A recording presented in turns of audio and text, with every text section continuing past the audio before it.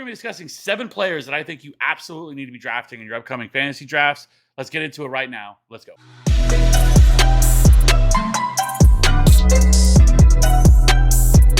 Welcome in. So let's just go ahead and get right into it. So Justin Fields right now is QB6 or 43rd overall. Now, normally I am not a guy who likes to take a quarterback early. In years past, that was not something I ever wanted to do. I felt like you should wait. But this year, I just don't know if you can get away with that anymore. The fantasy community has gotten much, much smarter when it comes to drafting quarterbacks. And there's not many late round quarterbacks to be had anymore, ones that really have true big time potential. And so getting one of these early round quarterbacks is going to be a must. But instead of taking somebody like Jalen Hurts or Patrick Mahomes or Josh Allen in the first 2, even at the very least 3 rounds of your draft, you can wait a little bit longer and go with somebody like Justin Fields. Now, last year, yes, he struggled in terms of throwing the football. He was 27th in pass attempts, 19th in deep ball attempts, and 28th in red zone attempts last year. Now, a lot of that had to do with the supporting cast they had last year.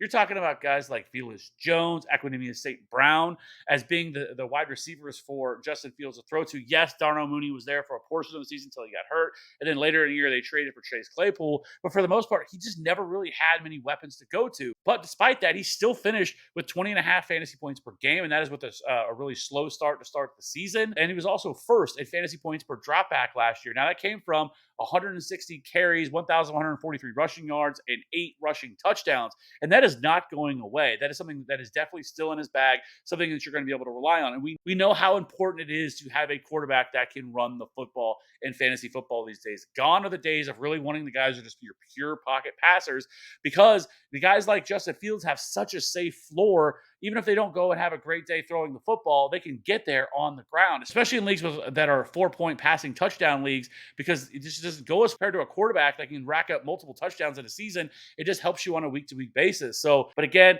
the weapons last year really killed him, which is where I think he can take a pretty big step forward this year in the passing department. I think adding DJ Moore is going to be critical, much like we saw AJ Brown and Stephon Diggs for Jalen Hurts and Josh Allen. Like, both of those guys took a huge step forward once they really got real weapons around them. And I think DJ Moore can do something similar. Yes, DJ Moore has been in the league for a little bit now, but he's never really had a quarterback to throw to.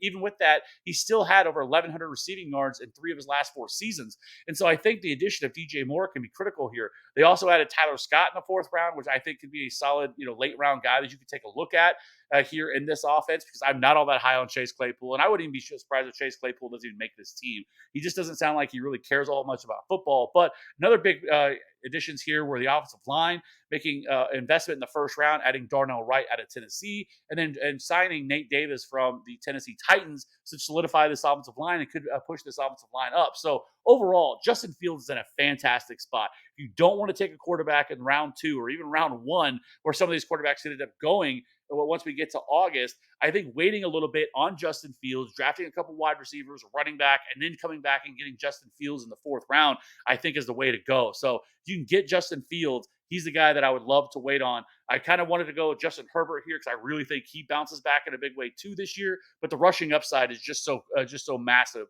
for Justin Fields that I can't pass up on. So let's keep it moving here. Let's go to the running back position. Let's talk about Ramondre Stevenson. I've talked a lot about him already this offseason, but I'm in love with Ramondre this year. RB9, 26th overall, had a 63% opportunity share last year, averaged 12.4 carries, but 5.2 targets, which is 3rd most among all running backs. He had over 1,000 rushing yards, 421 receiving yards, and 6 total touchdowns last year, which was good for 10th for fantasy points per game.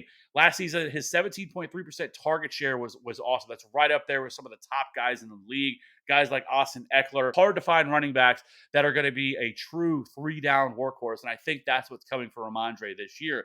He was super efficient. He was 14th in yards per route run. He was 13th in breakaway run rate, 6th in yards created per touch, and 3rd in juke rate. Now, it's also going to help with Damian Harris being gone from this offense as well. So that's going to lead even more opportunities. I've heard some talk about people thinking that Ty Montgomery might be a thing. Ty Montgomery has never been a thing. And in the year of 2023, I do not expect that to be the case. And I think it's a much better bet that it'd be Pierre Strong that's going to mix in here. But right now, it could be a 70, 75, maybe even an 80% opportunity share here for Ramondre Stevenson. And this offense hasn't changed all that much. So I am all in on Ramondre Stevenson in 2023. Let's keep it moving here. Let's talk about a couple other running backs before we switch to wide receivers, and that is Cam Akers, RB21 or 72nd overall right now. Now, I know there's some red flags with him, with some of the stuff that happened with him last year. He kind of started slow last year, but, that's already baked in to his ADP going 72nd overall. He still averaged 61% of the opportunities, 12 and a half carries, 1.2 targets. He had 786 total rushing yards and 117 receiving yards and 7 touchdowns. He was 24th in evaded tackles, but over the final 6 weeks, he was fantasy gold over that span. He was RB4 over those final 6 weeks. He was first in rushing yards, third in carries per game. He was 17th in receiving yards per game, and he was first in rushing touchdowns over that span. And so we got a little glimmer of things to come this year, and they really haven't done anything to upgrade this room. Yes, Zach Evans is there. I don't care about Zach Evans. You're going to hear people talk about him like he is something he's not. He couldn't make it at TCU, so he transferred to Ole Miss, and he really didn't do anything there either. And then he ended up getting drafted in the 6th round. Zach Evans is a nothing to me. I am not worried about Zach Evans. They did recently re-sign Sonny Michel. He could mix in, but I do think Kyron Williams probably has the most in terms of value here. Somebody not named Cam Akers, but overall, I think Cam Akers is in a great spot. Probably 65% of the opportunities. I think he can repeat what he did last year and probably be a little bit more involved with the passing game. So love me some Cam Akers this year. And then next, it's Damian Pierce, RB22, 73rd overall, just after Cam Akers. Last season, I think people forget just how good he was on a really shitty Texans team. 73% of the opportunities, 16.9 carries, and 3 targets per game. He had 939 rushing yards, 165 receiving yards, and 5 touchdowns.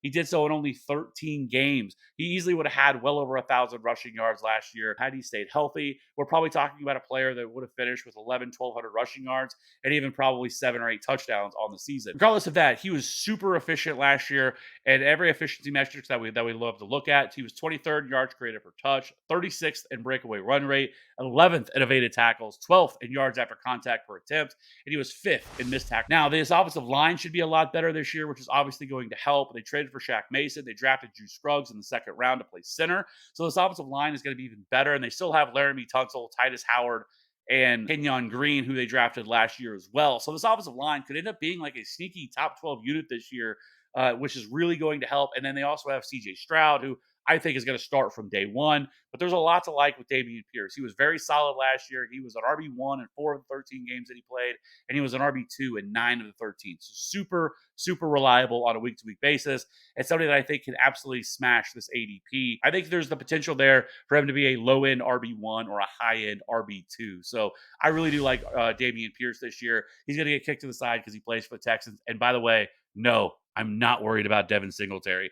Devin Singletary's always just been a Jag, and that's all he's ever been. And I don't think he's somebody that's going to take this role from Damian Pierce. So love Damian Pierce this year. Let's switch to the wide receivers. And we're going to go to Christian Watson, who I think has some red flags because of the way he was able to produce last year. Almost kind of Will Fullerish in terms of the touchdown department last year. But in 14 games, he had 15.2% of the target share, but he was targeted on 25.5% of the targets per route run, which is a good number. He also had 18 deep targets, 14 red zone targets. He had 41 catches for 611 receiving yards and 9 touchdowns. But he was great when targeted. 12th in yards per route run, 15th in yards per target, with a 120.3 QBR when targeted, which was second most among all wide receivers last year. Now we have Allen Lazard and Randall Cobb, who are both gone, which vacates 140 plus targets from this offense. Yes, they drafted Jaden Reed in the 2nd round, and they also drafted a tight end as well to go along with Robert Tonyan now being gone from this offense. Now the biggest question mark is going to be Jordan Love, and what can we expect from him?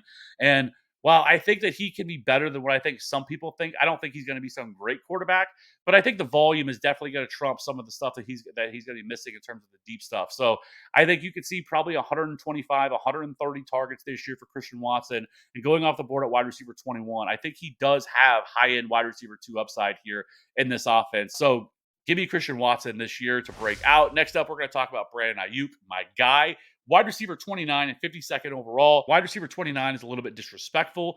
When you have Deebo Samuel going ahead of him, this feels almost like a Robert Woods and Cooper Kupp type situation from a few years ago when Robert Woods was going ahead of Cooper Kupp, but all the signs were pointing to Brandon Aiyuk as being the guy.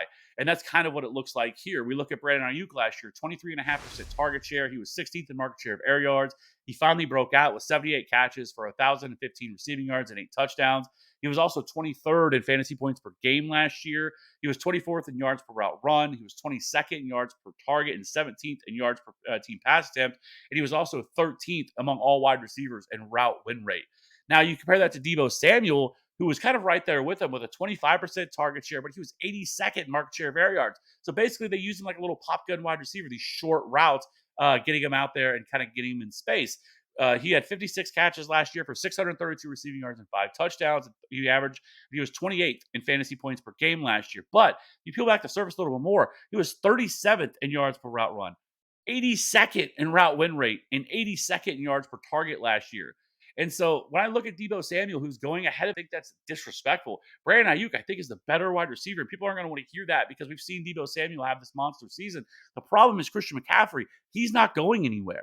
Christian McCaffrey is killing what made Debo Samuel so special a couple of years ago, because Debo Samuel was getting 5 or 6 carries a game and getting these goal line opportunities. Those things have gone away with Christian McCaffrey being there. So you're going to have to hope for Christian McCaffrey to get hurt for some of that to come back for Debo Samuel. And so, for that being said, I like Brandon Aiyuk. I know there's some question marks with the quarterback position, whether it's going to be Sam Darnold, whether it's going to be Trey Lance, whether it's going to be Brock Purdy. But overall, for the most part, we've seen Kyle Shanahan be able to take really bad quarterbacks and make them functional. So overall, I like Brandon Aiyuk a lot. And I think if I could get him at wide receiver 29, I'm going to be about that life. And so give me Brandon Aiyuk. Let's switch over to tight end to wrap this thing up. And that is my guy, David Njoku. Love me some David Njoku. Liked him last year. Right now he's coming off the board 103rd overall. So if you don't get an early tight end like a Travis Kelce or a Mark Andrews or a TJ Hawkinson, I'm just going to wait. I'm going to wait and get me some David Njoku at tight end 9. I've heard all this love for Darren Waller and all this stuff, but we're just completely disrespecting David Njoku. And it doesn't make any a lot of sense to me, especially when Darren Waller hasn't been able to stay healthy for a while. But you look at David Njoku last year at an 18% target share in this offense, 13th in routes run, 8th in deep targets, and 2nd in red zone targets among all tight ends last year. He turned that into 58 catches for 628 yards and 4 touchdowns with a 10.1 fantasy points per game, which is 8th most among all tight ends. Now, he was also 10th in yards per route run and 8th in yards per team pass attempt. I think Deshaun Watson takes a big step forward this year. Yes, they had Elijah Moore, who's going to be a factor, and they drafted Cedric Tillman. But I think David Njoku is definitely still going to see a pretty sizable target share in this offense. And I do expect Deshaun Watson to bounce back in a big way this year. You know, getting a full offseason to work with everybody, getting training camp, no suspension he's going to have to deal with. I think Deshaun Watson can return to being much closer to the guy that we saw pre-suspension and pre all this drama that went on with him. So with that being said, I love David Njoku as kind of a later round tight end target. If I can't get one of those early guys, I'm just going to pass on everybody else, and I'm going to go straight to David Njoku, and we're going to be counting that money in the bank whenever we win our fantasy championship. So that being said, hit that like and subscribe button for future content. We will see you on the next one. Bye.